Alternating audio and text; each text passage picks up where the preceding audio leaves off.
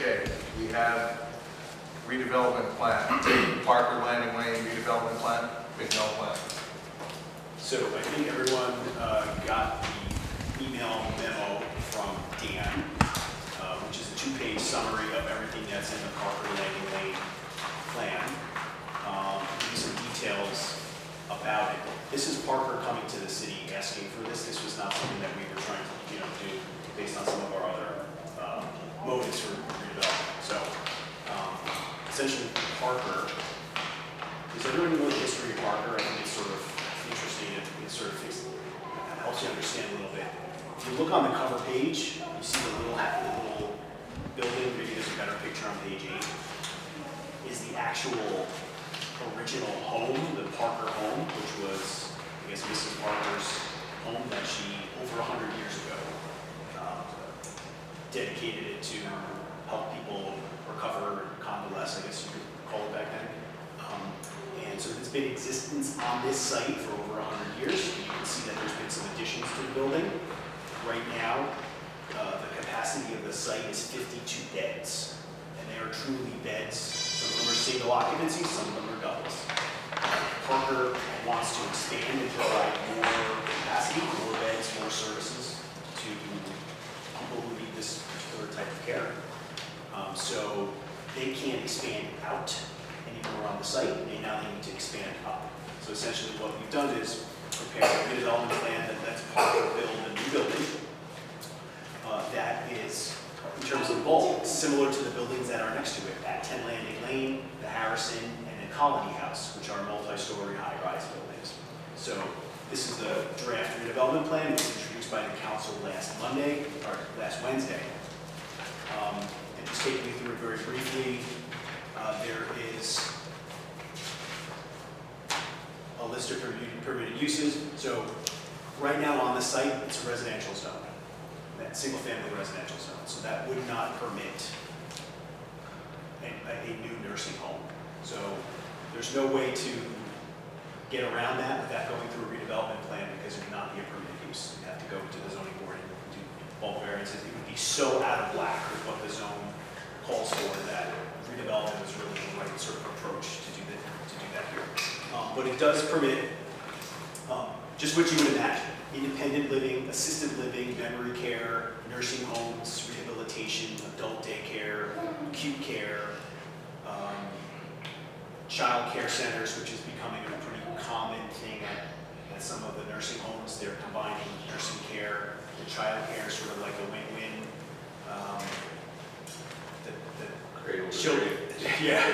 The children get more exposure to people be willing to help, and then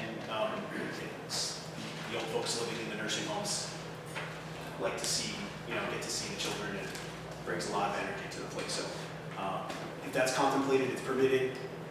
And then of course some ancillary uses, just like office space, and it does allow for up to 2 apartments for an on-site building caretaker. That would be an accessory use. And then just some built-in accessory uses, ancillary retail sales, cafes, restaurants, barber, beauty salons, typical things that would serve the nursing home community, not generally open to the public. In terms of bulks, that's probably the biggest change from the R3 zone that's out there. The building would be permitted to be 12 stories tall. So it'll be a high-rise building, and again, very similar to the height you're going to see at 10 Landing Lane, Colony House, and Harrison. Parking is contemplated to be inside, underneath the building, structured parking. As you can imagine, we have to come up with some special parking requirements, because this particular population, folks in independent living are certainly still driving, some of them are, but certainly not in assisted living, and certainly not in memory care. So a little bit of a unique parking situation there. Also, we need to provide parking for guests and staff.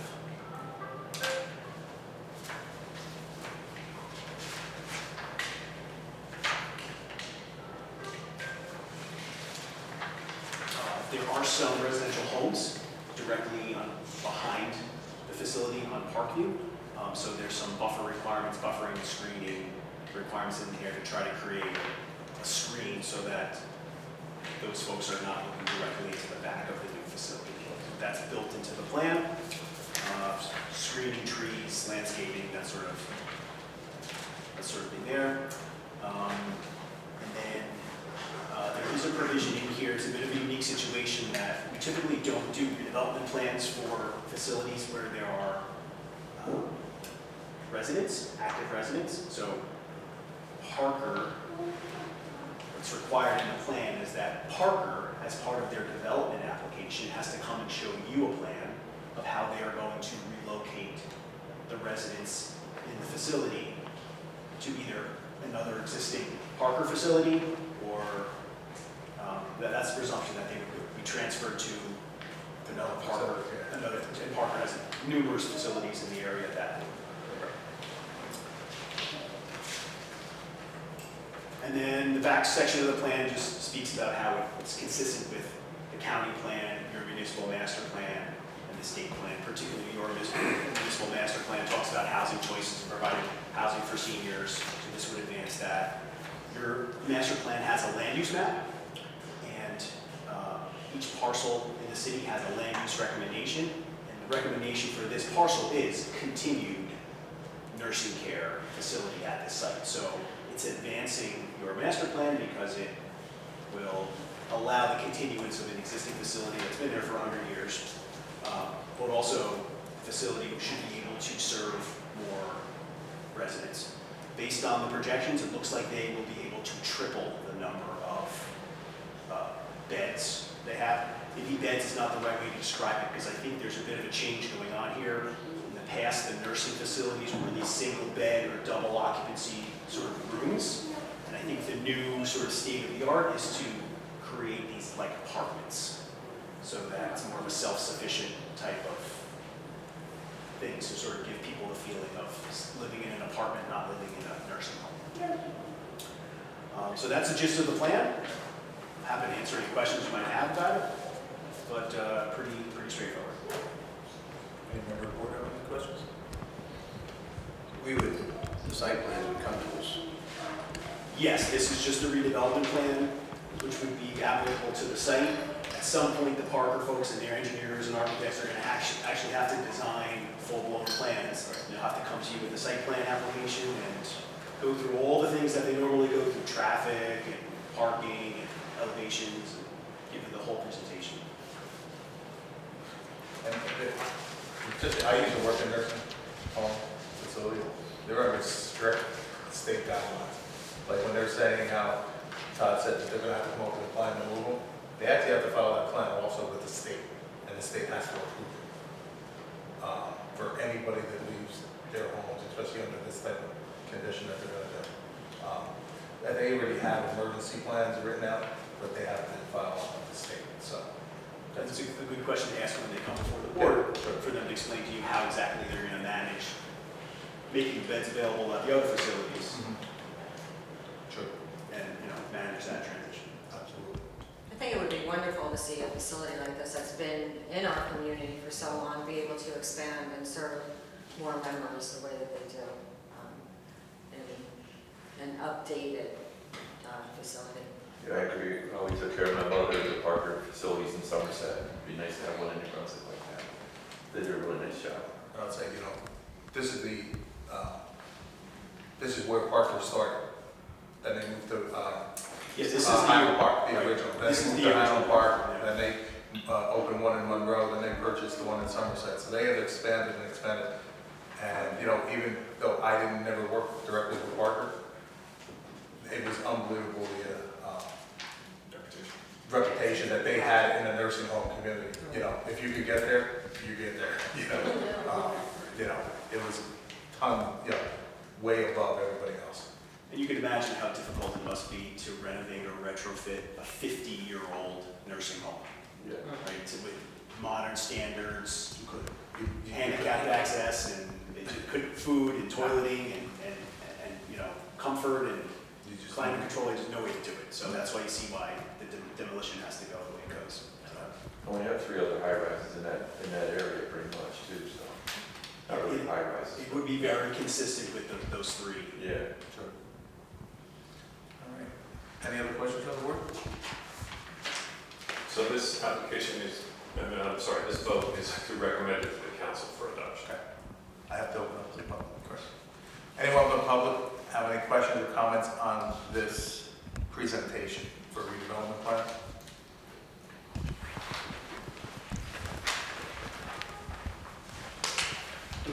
Hi, please raise your hand, state your name and spell your last name for us. Yes, Theodore Fryanos, Frye space Yanos. I don't know the exact wording. Do you have the wording? You got to swear, man, right? I swear to tell You you swear. the whole truth, nothing. Yeah, okay. That works. That works. Okay, yeah, wait, Sorry, question. we didn't want to think this through. Yeah, I don't think so. One person missing, we go. Sorry. You gotta like it back with his hand. I was gonna say, but I always forget. You got 5 minutes. Okay, wait, so I wanted to ask, is it like one person per unit on average in the facility? There's no plan. So, Okay, it could have been. there's no specific plan, but my understanding is that the current Parker home at this site today has singles and doubles. I see. Okay, I'm just wondering, like, how do you guys decide on the parking requirements if it's specifically this redevelopment plan? We decided on the parking based on the type of use that's proposed. So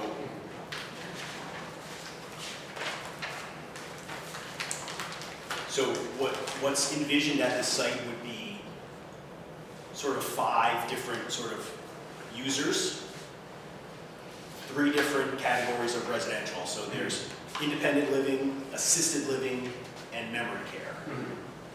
So obviously, we mentioned it before, units in independent living, some of those people could still be driving.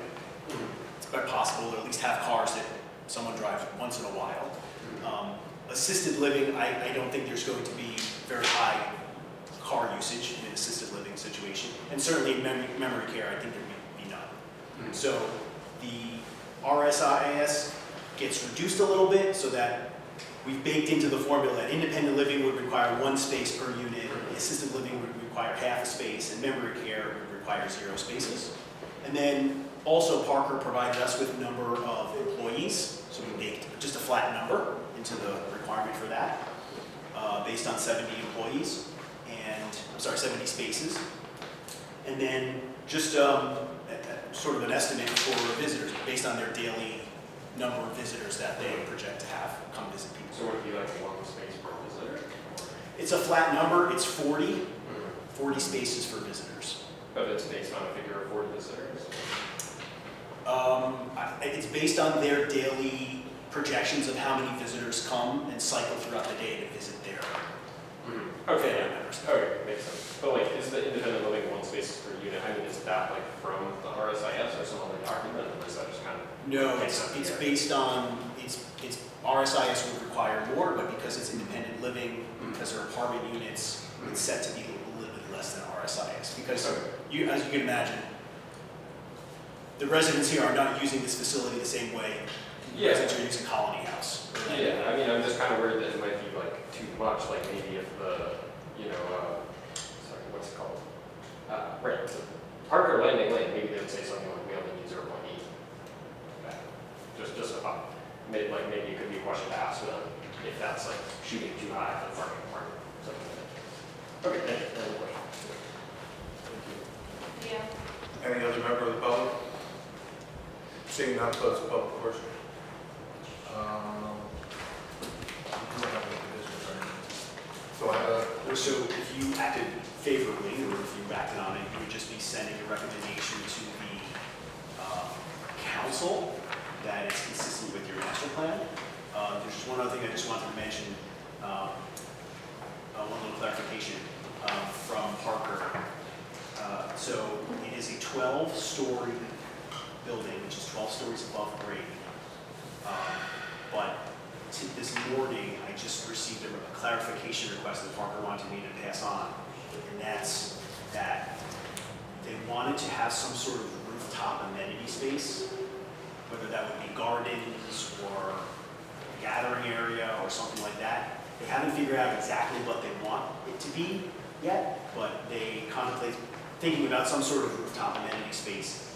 And that amenity space, because of the residents of the building, might have some sort of covered area to get out of bad weather. So it's 12 stories with a rooftop amenity space that might include some sort of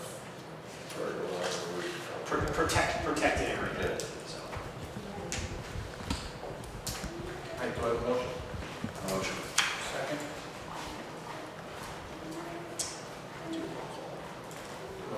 oh, I'm sorry. Zach, oh, Zach. Zach said- I don't know, did you get a vote? Yes. Zach, is that Anthony? Okay. I know she was still ready. You said that. John Cox, Yes. Bob Cardigan, Yes. Megan Kanini, Yes. Mike Blackwell, Yes. Zach Wright, Yes. and absent, Anthony Camioni, Yes. Suzanne Secor Ludwig, Yes. and Yulissa Chekhov. Yes. Other matters of interest to the public, anyone from the public have anything else they'd like to bring to our attention?